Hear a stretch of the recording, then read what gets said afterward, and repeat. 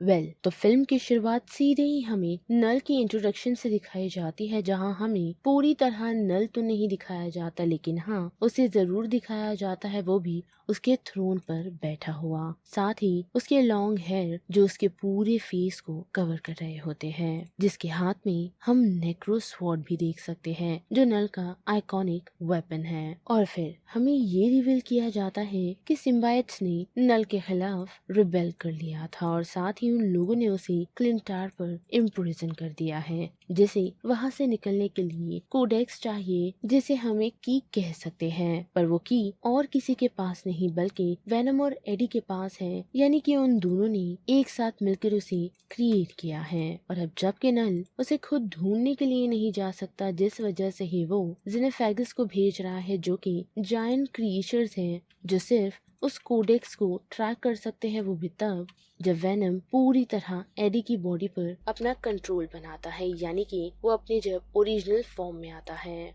लेकिन इतना ही नहीं बल्कि वो जेनेफेगस डॉक्टर स्ट्रेंज की ही तरह पोर्टल ओपन कर अलग अलग यूनिवर्स में ट्रैवल भी कर सकते हैं, पर दोनों की पोर्टल काफी डिफरेंट है। जिसके बाद ये मूवी शिफ्ट होती है सीधा एडी की तरफ, जो फिलहाल मार्वल सिनेमैटिक यूनिवर्स में है, जहां वो पर्पल एलियन के बारे में कंप्लेन कर रहा होता है, जिसने चुटकी बजाकर ऑलमोस्ट यूनिवर्स की हाफ पॉपुलेशन खत्म कर दी, जो और कोई नहीं थेनोस है। पर अब जबकि वो वापस आ चुका है तो हम उसे मैक्सिको में देख पाते हैं, जहां उसके सामने क्रिस्टो यानी कि बारटेंडर उसका वेट कर रहा होता है। लेकिन हम देख पाते हैं कि फिर से हम एक पोर्टल ओपन होता हुआ देख सकते हैं, जो एडी और साथ ही वेनम को कहीं सक कर ले जाता है, जो शायद सोनी यूनिवर्स ही है, क्योंकि हम देख पाते हैं कि एडी अल्टरनेट यूनिवर्स में तो आ पहुंचा है, जहां वो स्टिल मैक्सिको में है और उसके सामने क्रिस्टो यानी कि वही बारटेंडर मौजूद है। जहां पहुंचते ही एडी खुद के लिए एक अच्छा ड्रिंक बनाता है जो वेनम क्रिएट करता है, और साथ ही एडी और वेनम को जल्दी ये रियलाइज हो जाता है कि वो लोग इस यूनिवर्स में भी एक भगोड़े हैं जिन्हें इंटरनेशनली हंट किया जा रहा है। जिसके बाद हम देख पाते हैं कि वो दोनों न्यूयॉर्क सिटी जाने का डिसीजन बनाते हैं, ताकि वो लोग उस शख्स को ब्लैकमेल कर सके जिसे एडी जानता है, ताकि वो लोग इन सारी चीजों से अपना नाम क्लियर करवा सके। पर वो लोग वहाँ से निकले उससे पहले ही उन लोगों का सामना कुछ लोगों से हो जाता है, जिन लोगों ने डॉगीज को कैप्चर कर रखा है, ताकि वो लोग उन्हें फाइटिंग रिंग्स में एक्सपोर्ट कर सके और उससे पैसे कमा सके। लेकिन हम देख पाते हैं कि एडी और वेनम मिलकर न सिर्फ उन लोगों को रोकने में कामयाब होते हैं, बल्कि उन डॉग्स को छुड़ाने में भी। और साथ ही वेनम उन सभी के यानी कि उन गुंडों के हेड को भी खा जाता है। और जैसे ही वो दोनों उस जर्नी के लिए निकलते हैं तो हम देख पाते हैं कि वेनम ने जबकि फुल फॉर्म लिया हुआ था, तो एक जेनेफेगस उस लोकेशन पर आ पहुंचता है। जिसके बाद ये मूवी सीधा मूव होती है एरिया 51 की तरफ, जहां हम देख पाते हैं कि अंडरग्राउंड फैसिलिटी में एक रिसर्च सेंटर बनाया गया है, जहां एलियंस को यानी कि सिम्बायट्स को मॉनिटराइज किया जा रहा है। यानी कि वेनम फिल्म की स्टार्ट में जो सिम्बायट्स मिले थे उन्हें आज भी सेफ रखा गया है। और यही आते हैं रेक्स और डॉक्टर पेन, जिनका इंट्रोडक्शन हमें दिया जाता है सबसे पहले रेक्स का, जो एक मिलिट्री है लेकिन साथ ही उसे कोई भी नॉनसेंस नहीं पसंद। अब वही बात करें पेन की, तो वो एक साइंटिस्ट है जो इन सभी सिम्बायट्स पर अपनी रिसर्च कर रही है। साथ ही उन सिम्बायट्स को किसी आइडल सब्जेक्ट से सिंक करने की भी कोशिश कर रही है, जिसकी अभी तक उसे कोई भी सक्सेस नहीं मिली। यानी कि अभी तक डॉक्टर पेन को एक आइडल सब्जेक्ट उसके सिम्बायट के लिए नहीं मिला। पर इतना ही नहीं बल्कि हम नोटिस कर पाते हैं कि डॉक्टर पेन का एक हाथ काम नहीं करता, क्योंकि बचपन में ही उसके भाई की मौत हो गई थी, वो भी उस पर लाइटनिंग स्ट्रक होने के कारण। और तब से ही डॉक्टर पेन ने अपने भाई के ड्रीम को अपना पैशन बना लिया। साथ ही हम देख पाते हैं कि रेक्स ऑलरेडी मैक्सिको आ पहुंचा था, जहां उसे वेनम का सिम्बायट मिला है, और साथ ही वो बारटेंडर भी, जिसे ज्यादा इन्फॉर्मेशन तो पता नहीं, पर फिर भी रेक्स उसे नॉकआउट कर अपने साथ ले आता है। यानी कि डॉक्टर पेन के रिसर्च सेंटर में, जहां पहुंचते ही वो वेनम के उस सिम्बायट को वहां के एक कलीग को थमा देता है। और हम देख पाते हैं कि डॉक्टर पेन को ये इन्फॉर्मेशन मिली है कि उन लोगों के पास एक आइडल सब्जेक्ट आ पहुंचा है, जो फिलहाल सिम्बायट से काफी अच्छे से कनेक्टेड है, पर ज्यादा उन लोगों से बातचीत नहीं कर रहा, जो शख्स और कोई नहीं डिटेक्टिव मलिगन है। और अगर आप लोगों को याद होगा तो डॉक्टर मलिगन को हमने लेट देयर बी कार्नेज में देखा था, जहां उन्हें टॉक्सिन सिम्बायोट ने ऐसे ही मरने के लिए छोड़ दिया था। पर जैसे ही उन्हें इस फैसिलिटी में लाया गया तो रेक्स और डॉक्टर पेन ने उन्हें एक नए सिम्बायोट से बॉन्ड करा दिया, जो टॉक्सिन तो नहीं पर लेशर जरूर है। साथ ही रेक्स और डॉक्टर पेन को वो इस बारे में भी बताता है कि नल ने किस तरह सिम्बायोट्स को खत्म करना चाहा, पर उन लोगों ने बगावत कर उसे कैद कर दिया, जिसे वहाँ से निकलने के लिए अब कोडेक्स की जरूरत है, जिसे ढूंढने के लिए उसने अपने कुछ क्रिएशंस को भेजा है। पर वो कोडेक्स इन सभी सिम्बायोट्स के पास नहीं बल्कि एक ही सिम्बायोट्स के पास है, जो और कोई नहीं बल्कि वेनम है। और अब बड़े फिर से वेनम और एडी की तरफ तो हम देख पाते हैं कि उन लोगों का सामना पहली बार जेनेफेग से होता है, वो भी फेस टू फेस, जब वो लोग एयरलाइन जेट की सवारी कर रहे थे। साथ ही उनका वो एनकाउंटर काफी ही शॉर्ट था, क्योंकि जल्द ही वो जेनेफेग प्लेन की इंजन में आकर खत्म हो जाता है और वहाँ से वेनम एडी को नीचे फेंक देता है, उसे ये बताते हुए कि अब वो पूरी तरह उसकी बॉडी को फॉर्म नहीं कर पाएगा, वरना जेनेफेग उसे ढूंढ लेगा। और वही हम जेनेफेग को भी देख पाते हैं, जो फिर से रीजनरेट हो जाता है। और वही एडी को सिम्बायोट पैराशूट बनाते हुए वेनम उस सिचुएशन से निकाल लेता है और साथ ही उसे नल की इन्फॉर्मेशन भी देता है और उस क्रिएचर की भी, साथ ही कोडेक्स की इन्फॉर्मेशन भी, यानी कि किस तरह वो कोडेक्स उन दोनों ने क्रिएट किया है, जिसका क्रिएशन तब हुआ था जब फर्स्ट मूवी में एडी की डेथ हो गई थी। और तब से ही वो कोडेक्स उन लोगों के साथ मौजूद है और वो तब तक एग्जिस्ट करेगा जब तक ये दोनों जिंदा है। पर हाँ, उसे डिस्ट्रॉय करना है तो उन दोनों डुओ में से एक की मौत होना निश्चित है, ताकि वो लोग उस कोडेक्स को डिस्ट्रॉय कर सके। साथ ही जैसा कि मैंने बताया ही कि वो हंटर्स कोडेक्स को तभी ही देख सकते हैं जब वेनम अपने ट्रू फॉर्म में होता है, जिस वजह से ही हम देख पाते हैं कि वेनम अपने हेड को फ्लोट करते हुए ये सारी इन्फॉर्मेशन एडी को दे रहा होता है। और ऐसे ही डेजर्ट में भटकते हुए उन लोगों का सामना रेक्स और उसके लोगों से हो जाता है, जो एडी के पीछे काफी समय से लगा है ताकि उसे वो वेनम का सिम्बायोट मिल सके। साथ ही हम देख पाते हैं कि वेनम फुली ट्रांसफॉर्म नहीं होता, जिस वजह से एडी वल्नरेबल हो जाता है और स्ट्रगल के चलते,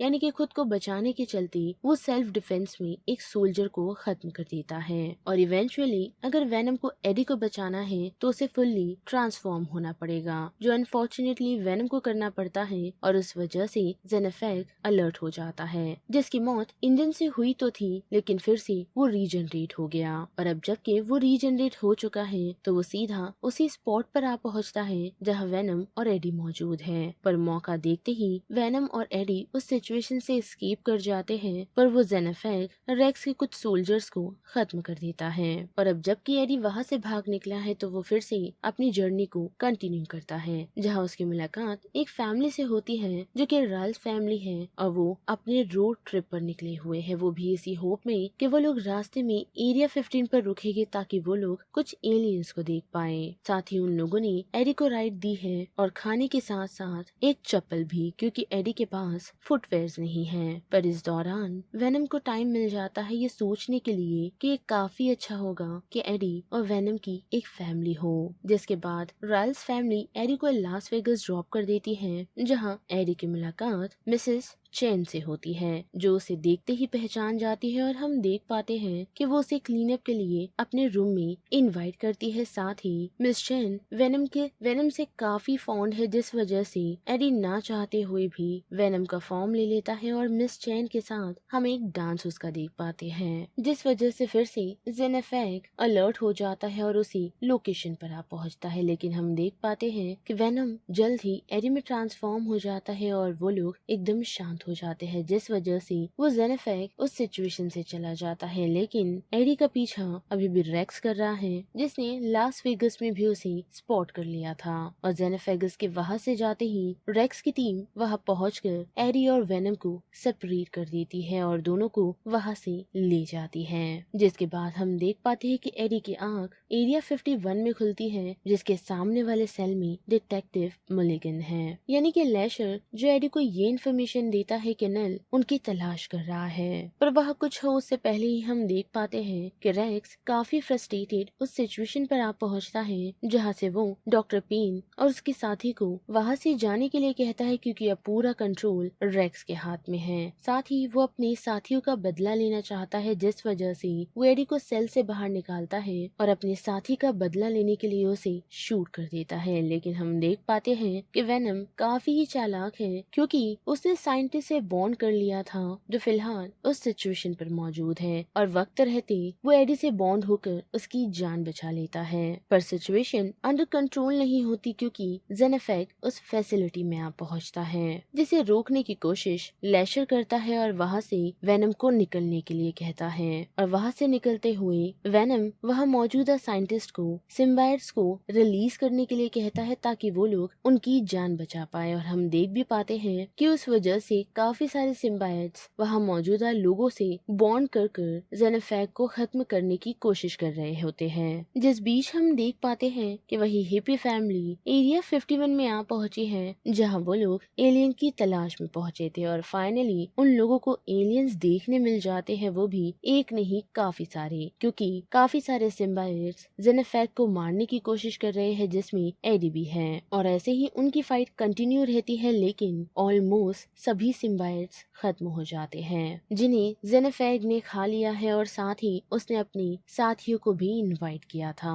जो अब इस धरती पर पहुंच चुके हैं, जिस वजह से वेनम को एक डिसीजन लेना पड़ता है। वो भी तब जब एडी को ऑलमोस्ट वो जेनेफेक खाने ही वाला होता है। पर उस सिचुएशन से वो हिप्पी फैमिली उसे बचाने में कामयाब होती है, जिसे पहले एडी और वेनम ने उस सिचुएशन यानी कि एलियन के अटैक से बचाया था। और जैसे ही सभी लोग उस सिचुएशन से सेफली निकल जाते हैं, तो हम देख पाते हैं कि अपने बेस्ट एफर्ट्स के बाद भी जेनेफेक खत्म नहीं हुए हैं, बल्कि वो फिर से रीजनरेट हो रहे हैं और उन लोगों पर अटैक करने के लिए फिर रेडी हो चुके हैं। जिस कारण वेनम मेडी को इस बात के लिए कन्विंस करता है कि उन जेनेफेक को रोकने का सिर्फ एक ही चांस है, और साथ ही एक ही जरिया, जो जरिया और कुछ नहीं बल्कि उन दोनों में से एक की मौत है, जिससे ही कोडेक्स पूरी तरह डिस्ट्रॉय होगा और ये जेनेफेक पूरी तरह खत्म। जिसकी इजाजत एडी उसे देता तो नहीं, लेकिन हम देख पाते हैं कि वेनम उन सभी जेनेफेक को खुद में समाते हुए एसिड टैंक की तरफ ले जाता है, जहां वो रेक्स को कहकर उस एसिड को एक्टिवेट करने के लिए कहता है, ताकि उस प्रोसेस में ना सिर्फ जेनेफेक खत्म हो बल्कि वेनम भी। पर उस कारण वहां ब्लास्ट हो जाता है और हम देख पाते हैं कि उस ब्लास्ट के चलते